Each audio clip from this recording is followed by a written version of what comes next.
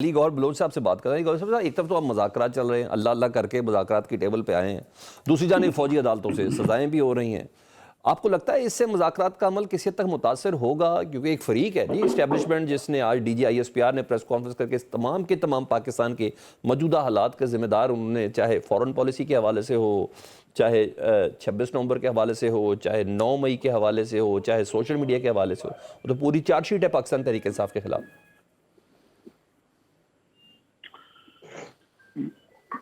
بسم اللہ الرحمن الرحیم.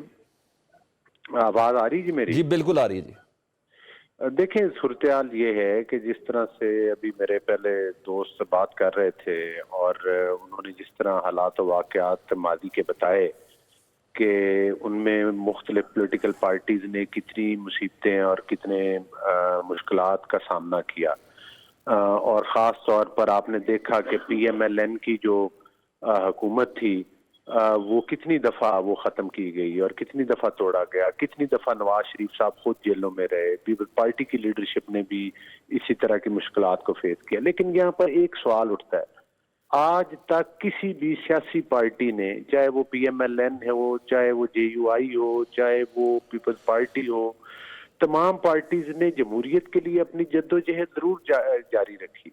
اور ظاہر ہے کہ جو مارشل لاز لگائے گئے یا جس طرح سے ملک کے نظام کو سوکتاج کیا گیا اس کے اوپر تنقید بھی کی, لیکن ایک ٹیررسٹ کا روپ دھار کیا اداروں کے اوپر حملہ آور ہو جانا, 9 مئی جیسے واقعات جو ہیں وہ ملک میں برپا کر دینا, پشاور کے ریڈیو اسٹیشن کو آگ لگا دینا, جناح ہاؤس کو کی اینٹ سے اینٹ بجا دینا, اور اس کے ساتھ ساتھ ایم ایم عالم کے جہاز کو آگ لگا دینا, یہ سارے حتیٰ کہ میاں والی سرگودا کی جو تنصیبات تھیں ان کے اوپر حملہ کر دینا. تو میں صرف پوچھتا ہوں کہ کون سی سیاسی پارٹی آج تک جس نے اس طرح کا کردار ادا کیا ہو. ایک طرف ہم یہ لوگ کہتے ہیں کہ ہم سیاسی پارٹی ہیں, دوسری طرف ملک کے اوپر جو ہے یہ اس دہشت گردی والے واقعات کرتے ہیں. ایسے واقعات تو پاکستان کے بدترین دشمنوں نے بھی پاکستان کے اندر رہ کر یہ پاکستان کے اوپر جی علی, یہ تو آئی ایس پی آر نے بھی کہا نا. مجھے یہ بتائیں کہ ان حالات میں مذاکرات والا معاملہ کہیں سے چلتا ہوا نظر آ رہا ہے, آپ کو ایسا لگتا ہے؟ دیکھیں مذاکرات کا بنیادی مقصد یہ ہے, پہلی بات تو یہ ہے کہ پہلے یہ کہہ رہے تھے کہ بھائی جن لوگوں نے یہ واقعات کیے ہیں وہ ہمارے ہے ہی نہیں, یہ واقعہ ہم نے کیا ہی نہیں ہے, حالانکہ پوری دنیا نے دیکھا, جس میں آڈیوز ہیں, ویڈیوز ہیں, سی سی ٹی وی کے ثبوت ہیں, بالکل مذاکرات چل رہے ہیں. لیکن مذاکرات کا مقصد یہ نہیں ہے کہ کوئی 9 مئی کے واقعات کے اوپر کوئی کمپرومائز کر لیا جائے گا. مجھے یہ بتائیں بحیثیت پاکستانی آپ ہوں, میں ہوں, یا کوئی سیاسی پارٹی ہو, کیا وہ 9 مئی کے واقعات کے اوپر جس طرح سے وہ ٹارگٹ اٹیک کیے جاتے ہیں, مجھے یہ بتائیں ان اٹیکس کے اندر آیا کسی سیاسی کسی اور بلڈنگ کے اوپر, آپ نے کسی انتظامی بلڈنگ کے اوپر کوئی حملہ دیکھا ہو, آپ نے کسی کو پولیٹیکل فگر کے کسی گھر کے اوپر حملہ دے, پھر تو ہم کہیں کہ چلیں جی مشتل ہو گئے لوگ, کسی نے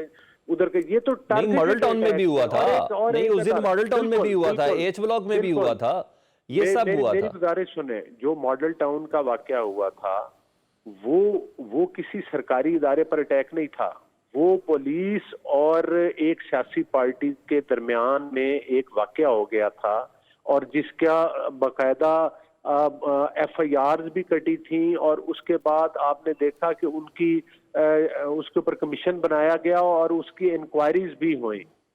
تو میں سمجھتا ہوں کہ اس واقعے کا اس واقعے کے ساتھ کمپیریزن کرنا وہ بالکل لاگے. یہ تو ایک جگہ پر نہیں, یہ تو کئی پورے پاکستان کے اندر کیے گئے. حتیٰ کہ بانی پی ٹی آئی نے خود کہا کہ بھائی جو جی ایچ کیو کی طرف لوگ ہم نے خود بھیجے, اور جو ان کے لیڈر ہیں, جو ان کی فرنٹ لائن کی لیڈرشپ ہے, کوئی ان کو ڈائریکشن دیتا ہوا کسی کی, وہ کہہ رہے ہیں ڈائریکشن کوئی اور دے رہا تھا, وہ کہہ رہے ہیں ڈائریکشن کچھ اور دے رہا تھا. ایون آج حفیظ اللہ نیازی صاحب بھی کہہ رہے تھے کہ میرے بیٹے کو بھی ڈائریکشن کسی اور نے دیا ہے.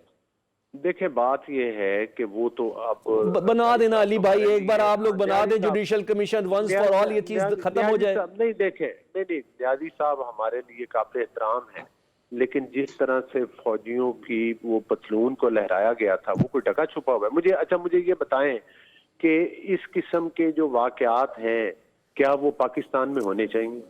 اس طرح کے واقعات کرنے چاہیے, اس کے بعد کے واقعات بھی نہیں ہونے چاہیے. میں کہہ رہا ہوں اس کے بعد کے بھی نہیں ہونے چاہیے سر. नहीं, बिल्कुल देखें, मैं ये समझता हूँ कि जो भी पार्टी, किसी भी पार्टी का कारकुन हो, चाहे वो PMLN का हो, पीपल्स पार्टी का हो, किसी भी पार्टी का कारकुन हो, अगर वो इस तरह के वाकयात में मुलव्वस है तो फिर उसको उसका खमियाजा तो भुगतना पड़ेगा।